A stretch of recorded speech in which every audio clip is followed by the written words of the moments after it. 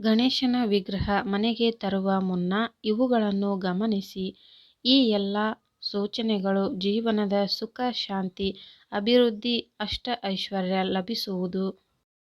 ಗಣೇಶ ಚತುರ್ಥಿ ಹಬ್ಬದಂದು ಗಣಪತಿಯನ್ನು ಪ್ರತಿಷ್ಠಾಪನೆ ಮಾಡುವುದರಿಂದ ಅದೃಷ್ಟ ಮತ್ತು ಶಾಂತಿಯುತ ಜೀವನ ಪ್ರಾಪ್ತಿಯಾಗುವುದು. ಈ ವರ್ಷ ಅಂದರೆ 2024ರ ಗಣೇಶ ಚತುರ್ಥಿ ಹಬ್ಬವನ್ನು ಸೆಪ್ಟೆಂಬರ್ 7ರಂದು ಶನಿವಾರ ಆಚರಿಸಲಾಗುವುದು. ಗಣೇಶ ಚತುರ್ಥಿಯಂದು ಮನೆಯಲ್ಲಿ ಯಾವ ರೀತಿಯಾದ ಗಣೇಶನ ವಿಗ್ರಹವನ್ನು ಪ್ರತಿಷ್ಠಾಪನೆ ಮಾಡಬೇಕು? ಗಣೇಶನನ್ನು ಮನೆಗೆ ತರುವ ಮುನ್ನ ಇವುಗಳನ್ನು ಬಗ್ಗೆ ಗಮನವಿರಲಿ. ಗಣೇಶ ಚತುರ್ಥಿ ಹಬ್ಬವನ್ನು ಆಚರಿಸುವುದಕ್ಕಾಗಿ ಗಣಪನ ಭಕ್ತರು ತಮ್ಮ ಮನೆಯಲ್ಲೇ ವಿವಿಧ ರೀತಿಯ ಗಣೇಶನ ವಿಗ್ರಹವನ್ನು ಪ್ರತಿಷ್ಠಾಪನೆ ಮಾಡುತ್ತಾರೆ. ಸರಿಯಾದ ಗಣೇಶನನ್ನು ಮನೆಯಲ್ಲಿ ಕೂರಿಸುವುದರಿಂದ ಅಥವಾ ಪ್ರತಿಷ್ಠಾಪನೆ ಮಾಡುವುದರಿಂದ ಸಮೃದ್ಧಿ, ಅದೃಷ್ಟ ಮತ್ತು ಸಕಾರಾತ್ಮಕತೆ ಬರುತ್ತದೆ. ಗಣೇಶನ ವಿಗ್ರಹವನ್ನು ಮನೆಗೆ ತರುವ ಮುನ್ನ ಆ ವಿಗ್ರಹದ ಗಾತ್ರ, ಬಣ್ಣ, ಆಕಾರ, ಭಂಗಿಯನ್ನು ಗಮನದಲ್ಲಿಟ್ಟುಕೊಳ್ಳಬೇಕು. ಇವುಗಳಿಗೆ ಅನುಗುಣವಾಗಿ ನೀವು ಗಣೇಶನ ವಿಗ್ರಹವನ್ನು ಮನೆಗೆ ತರಬೇಕು.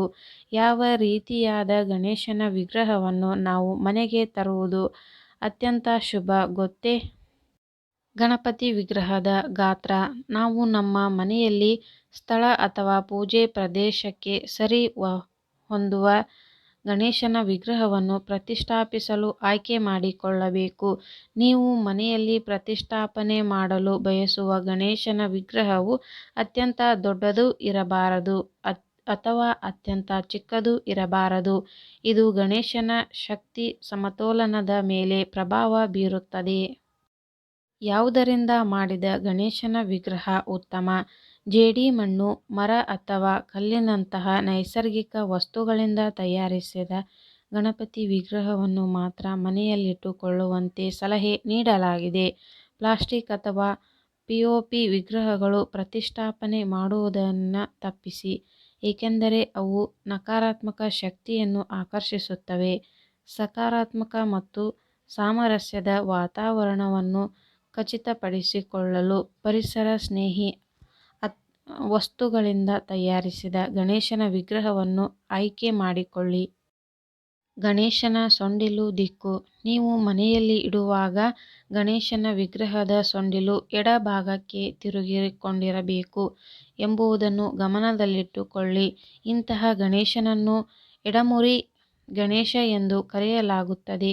ಈ ಗಣಪತಿ ವಿಗ್ರಹವು ಮಂಗಳಕರ ಮತ್ತು ಸಮೃದ್ಧಿಯನ್ನು ಸಂಕೇತಿಸುತ್ತದೆ.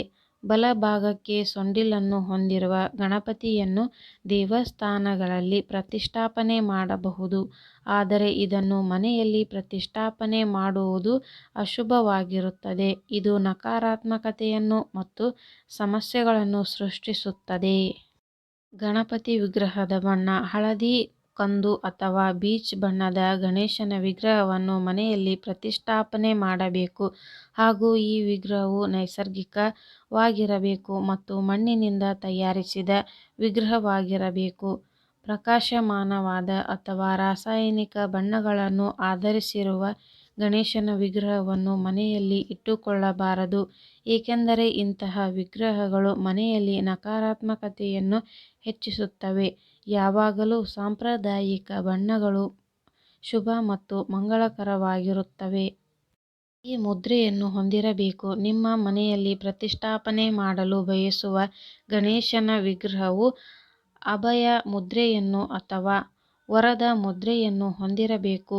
ಅಭಯ ಮುದ್ರೆಯು ಆಶೀರ್ವಾದವನ್ನು ನೀಡುತ್ತಿರುವ ಮುದ್ರೆಯಾಗಿದೆ ಹಾಗೂ ವರದ ಮುದ್ರೆಯು ವರವನ್ನು ನೀಡುತ್ತಿರುವ ಮುದ್ರೆಯಾಗಿದೆ. ಈ ಮುದ್ರೆಯನ್ನು ದೈವಿಕ ಆಶೀರ್ವಾದ ಮತ್ತು ರಕ್ಷಣೆ ಸಂಕೇತವಾಗಿದೆ. ಗಣಪತಿ ವಿಗ್ರಹದ ಕಣ್ಣುಗಳು. ಗಣಪತಿ ವಿಗ್ರಹದಲ್ಲಿನ ಕಣ್ಣುಗಳು ಆ ವಿಗ್ರಹದ ಮುಖಕ್ಕೆ ಸರಿಯಾಗಿ ಹೊಂದಿಕೊಂಡಿರಬೇಕು. ವಿಗ್ರಹದಲ್ಲಿನ ಗಣೇಶನ ಕಣ್ಣುಗಳು ಅತ್ಯಂತ ದೊಡ್ಡದೂ ಇರಬಾರದು, ಚಿಕ್ಕದೂ ಇರಬಾರದು. ಒಂದೇ ಸಮನಾದ ಕಣ್ಣುಗಳು ಸಮತೋಲನದ ಮತ್ತು ಸಾಮರಸ್ಯವನ್ನು ಸಂಕೇತಿಸುತ್ತದೆ. ಈ ಮಾಹಿತಿ ನಿಮಗೆ ಇಷ್ಟವಾದಲ್ಲಿ ಒಂದು ಲೈಕ್ ಮಾಡಿ ಹಾಗೂ ಸಬ್ಸ್ಕ್ರೈಬ್ ಮಾಡಿಕೊಳ್ಳಿ. ಇಂತಹ ಯೂಸ್ಫುಲ್ ವಿಡಿಯೋದೊಂದಿಗೆ ಮತ್ತೆ ಸಿಗೋಣ. ಈ ವಿಡಿಯೋ ಕೊನೆ ತನಕ ನೋಡಿದ್ದಕ್ಕೆ ನಿಮಗೆಲ್ಲರಿಗೂ ಧನ್ಯವಾದಗಳು.